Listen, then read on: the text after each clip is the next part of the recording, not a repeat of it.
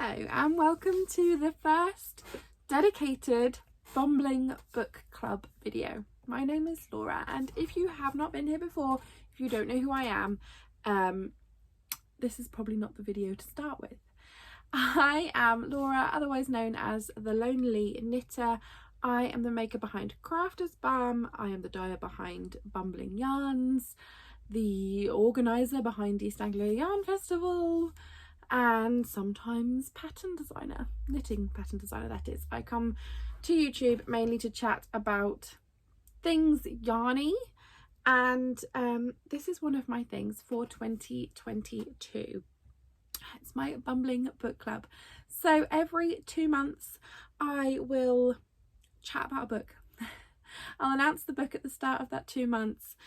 If you'd like to read it in that 2 months with me, then great, and then this video will go up and we can chat about it in the comments. I dye yarn. I dye 2 50-gram skeins of yarn to go along with the book club, and those are pre-order and sold whilst the book is up and available. So I had a yarn which I'll put in here for the book club. My brain is gone. For January and February, and the book that I had chosen for January and February was The Girl of Ink and Stars by Kieran, Milward, Hargrave. And I read the book right at the start of the chunk of time. I kind of wish I'd left it a little while nearer the end because I have my notes from when I read it, but it's been a little while and I haven't had a big refresher. But the main thing behind the Bumbling book club is that I want everyone to, if you want to join in, great. If you don't want to join in, fine. If you want to join in later and read the book later and then come back and chat in the comments, also fine. If you want to jump in some months, some books and not with others, again, absolutely fine. It's just meant to be a bit of fun, and it's just to try and push me to get back into my reading because I love to read. My degree is in creative writing. I was always a bookworm, and since I have had children, if you don't watch my normal YouTube channel, I have a 5 and a 2-year-old. When did that happen? Since I've had kids, I just haven't had as much time to read, and it has fallen by the wayside. And it's always something that at the beginning of every year I go, oh, I'm going to read more books this year, and I don't.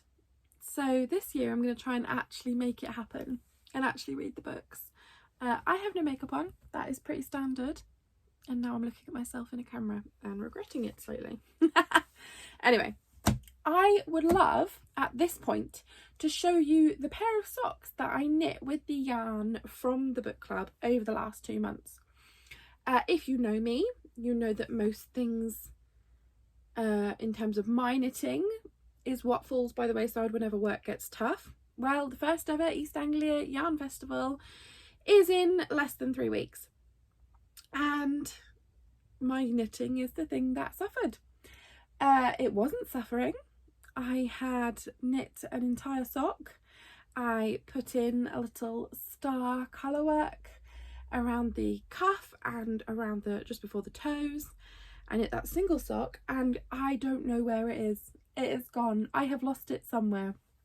I don't know where the yarn is, don't know where the needles are. I have lost the sock completely, so I'm sure, hopefully, I will unearth that one day.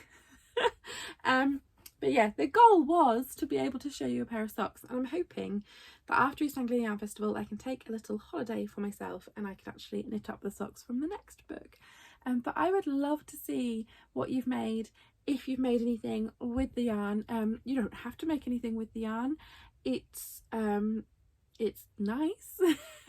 And I might do a little giveaway at the end, but I am going to do a little giveaway at the end of the year. I will work out a way where people can post all of the socks or projects if they choose to do something else with the yarn, and if you've used it all, or you know, use some of every colourway from every month, then I will definitely look at a prize package. But yeah, I've already failed because I've completely and utterly lost my project, but there we go.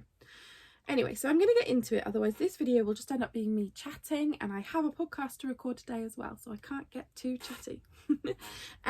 As I said before, this isn't serious book reviews in terms of literary genius and we need to sit here and really get in depth. I mean, we can get in depth in the comments if you'd like to, that'd be lovely, but it is more just let's all get back into reading a little bit more sort of thing. And I have and see nothing wrong with reading a book and not needing to analyse it afterwards.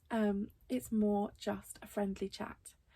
So the first thing I'm going to do, and this is where I suggest you don't watch if you are planning to read the book and you don't want any spoilers, because I'm going to start off with reading the blurb from the back of the book and then talk about my what I thought about it, how I engaged with it, and yeah. And then, but not into a crazy length of detail. Again, those things are things that if you want to chat about in the comments, pop a comment below, discuss it, and I'll get involved as well. And then after that, I'm going to announce the next book, the book that we will read through March and April, and show off the yarn, which you can see piled up down there, that goes with it. So the first book, Gala Stars by Kieran, Millwood, Hargrave. I'll read the blurb first. So it's Isabella Rios is the daughter of a cartographer who lives on the island of Joya, an isle both steeped in mythology and shrouded in mystery. For the last 30 years, a strict governor has forbidden the island inhabitants from venturing beyond their small township. Isabella is fascinated with the ancient myths of Joya, which is said to have once floated freely over the seas. Preoccupied with ideas of exploration and inspired by the far-flung places her father once documented, she yearns for adventure. When her best friend Lupe runs away, disappearing into the Forbidden Forest, Isabella volunteers to bring her back. With only her knowledge of ancient myths and one of her father's maps to guide her, Isabella ventures into the perilous world beyond, where monsters lurk and magical rivers run. And that's amazing. It does sound, the blurb is brilliant, it sounds brilliant. I don't have a copy of the book to hold up and show you because I read it on my Kindle, which is something I'm going to do all year. I really want a backlit Kindle. Mine is a very old Kindle, it's not a backlit one, and I'm not moaning because I'm very lucky to have it, but I read at night, so I have to have my phone torch on, or a torch on, to be able to read it, and it annoys Chris, so I'm hoping at some point to get a backlit Kindle. The first thing that I'm going to say when it comes to this book is that I came off the back of a very good book into this one.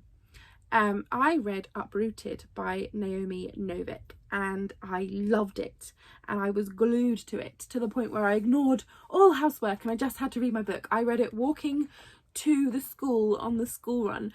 I stayed up late reading this book and loved it, which meant that I then went into this book and I was almost mourning the loss of my amazing book. Have you guys ever done that, where you read a book and it is so good that you're at the end, you're a bit like, oh, and then you have to start the next book because you need another one, and that one was so good, but then that one is kind of ruined by the amazing one you just went through. It had a good start. I love the first couple of lines. I've got them here. So chapter 1, they say, the day the governor arrived, the ravens did too. All the smaller birds flew backwards into the sea, and that is why there are no songbirds on Joya, only huge ragged ravens. And I was like, that is an ominous and very good start. I love that first line. But over the first few chapters, I actually really struggled to engage. I couldn't quite picture the characters. I could have easily fallen into my bad habit of, oh, I've not got time for reading, and put my Kindle down and walked off. Whereas the book previous to that, I just couldn't do it. I was obsessed. I was there and I couldn't leave it alone.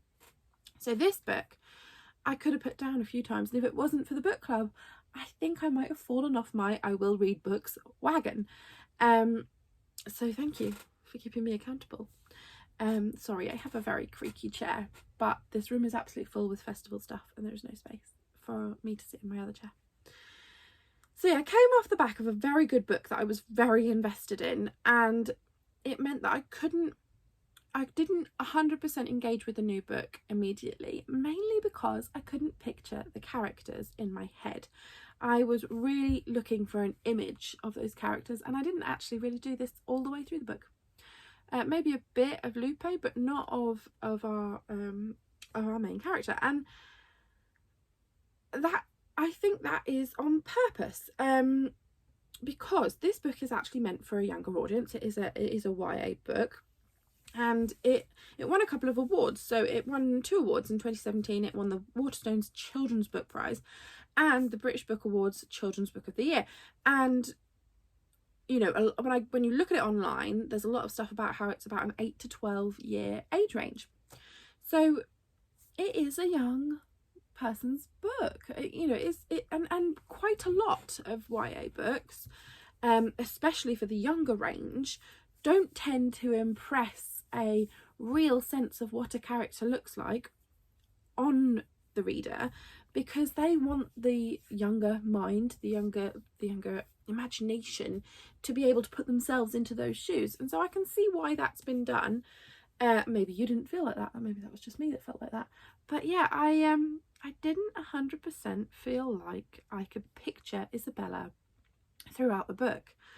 And I don't know if necessarily that's even a bad thing. By the time we were 50% of the way through, I was invested and I was there and I loved the story. But yeah, the first little chunk, I could have left it. Good stuff was happening, but I do think that is really impacted upon by the book I read before, of which is no fault of this book.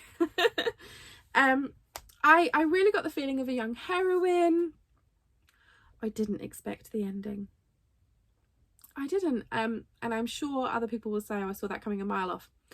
But for me, for Lupe to die, and I'm sure I'm saying her name wrong.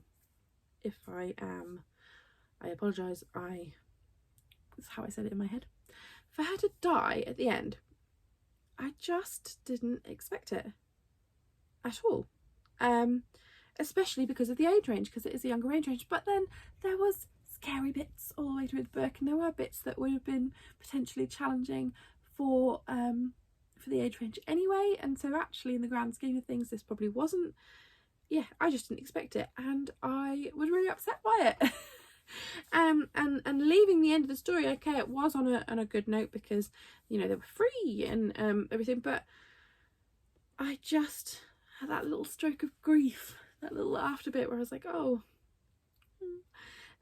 So yeah, again, it wasn't something I expected for a book meant for a younger audience. Yeah, I really got into it, the darker side of the island, the mystery behind it all, the fact that it was a young girl who was such an important part of the expedition, you know, the rescue mission, that she had such I don't know, it's quite empowering for a girl. Yeah, so I did like it, I did enjoy it. I had a slightly hard start. Thinking of that age range of 8 to 12, it's quite hard going for an 8-year-old. I suppose you're having a very mature 8-year-old. At the moment, my little girl's only 5, so she's a way off of it. But yeah, I did like it. I thought it was brilliant. And I know this is bad, but I was majorly drawn in by the front cover to begin with. It's a beautiful, beautiful front cover, and yeah, so I would recommend it personally as a good book to read. It's nice and short. It's not, you know, a giant tome, and it's a nice way back into reading for me. And I did like the myths of the island, the mystery and everything that had obviously been hidden away from the people, or sort of forgotten, if anything. Yeah, I liked it a lot. I didn't expect the ending. I don't know. What do you think? Did you like it? Did you not like it? So this really is the extent of when I want to chat about a book. It's just that I want to chat about it. I don't want to have to go into this huge like deep dive of meanings behind things. though actually within this book there probably is quite a lot of those. But you know, I'm happy to chat about that in the comments, but I'm very conscious of the fact that not a lot of us have a lot of time. We're all busy. We just want to be able to get through a book and really enjoy it and have that little bit of escapism, and I want the videos that we do here to be an extension of that escapism, a nice little chat about it. And in the comments below we can get into as deep a dive as you'd like to. Absolutely, but just here in the video I'd like a nice little snippet.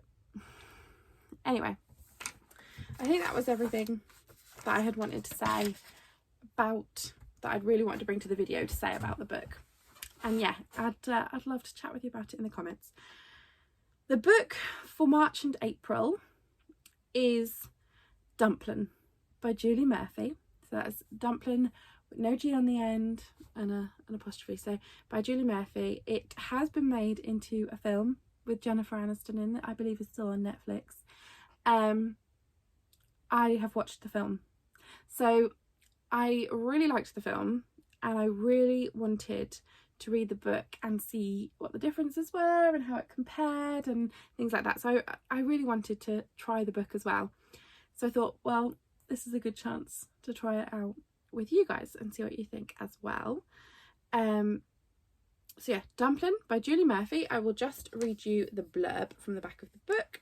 So it's self-proclaimed fat girl Willow Dean Dixon, dubbed Dumplin by her former beauty queen mom, it's American, has always been at home in her own skin.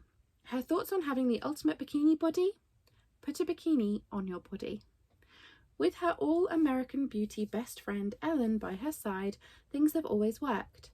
Until Will takes a job at Harpy's, the local fast food joint. There she meets private school Beau, a hot former jock. Will isn't surprised to find herself attracted to Beau, but she is surprised when he seems to like her back. Instead of finding new heights of self-assurance in her relationship with Beau, Will starts to doubt herself. She sets out to take back her confidence by doing the most horrifying thing she can imagine, entering the Miss Clover City beauty pageant, along with several other unlikely candidates, to show the world that she deserves to be up there as much as any girl does.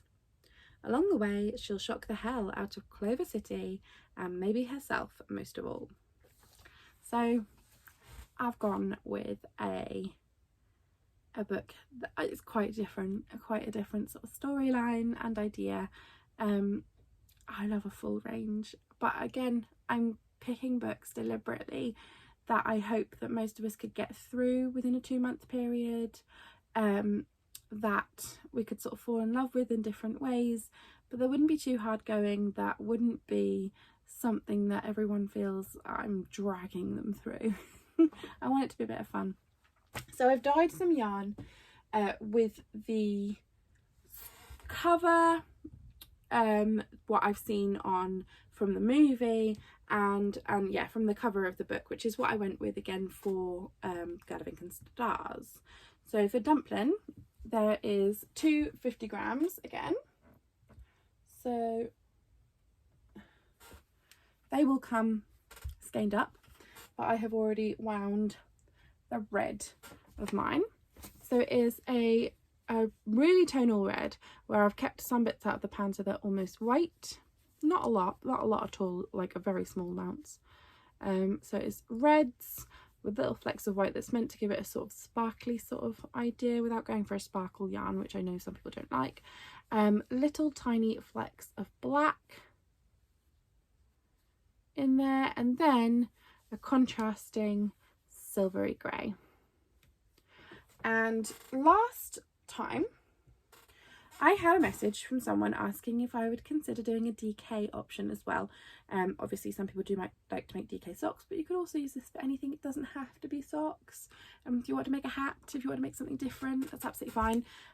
So they asked for a DK version, so I went ahead and did that, and a couple of you signed up for the DK option, so I've gone ahead and done DK as well. So the listings for this will be up throughout March, and they will all post by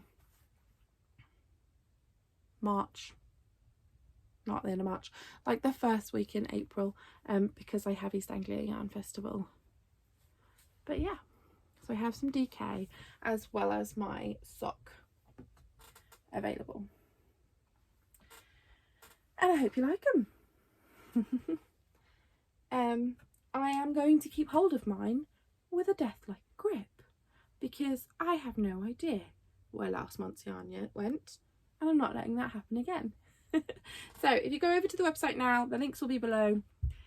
This yarn will be up in the shop now until the end of the month, and then it will ship by the end of April at the latest. A lot of you will probably get them beforehand. As you can see, I have a little stack of them already over here, ready to go out, and I will then be dyeing them as the orders come in. So the chances are you will get them before April, but just in case anything goes drastically wrong, they will be on a pre-order basis.